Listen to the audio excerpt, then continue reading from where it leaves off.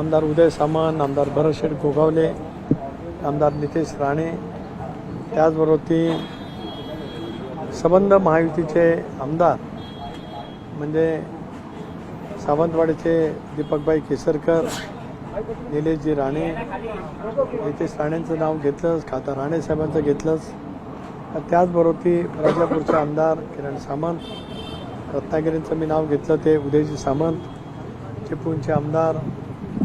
शेखरजी निकम जे राष्ट्रवादी काँग्रेस पक्षाचे माझे प्रमुख सहकारी आहेत, दापोलीचे आमदार राज्यमंत्री योगेशजी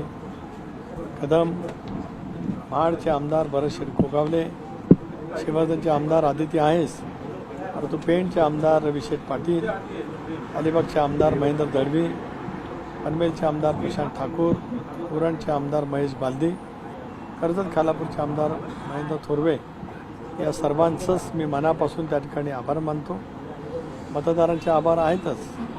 जिल्हा परिषदेचे सदस्य, जिल्हा परिषद अध्यक्ष, पंचायत समितीचे सभापती, तिन्ही पक्षाचे,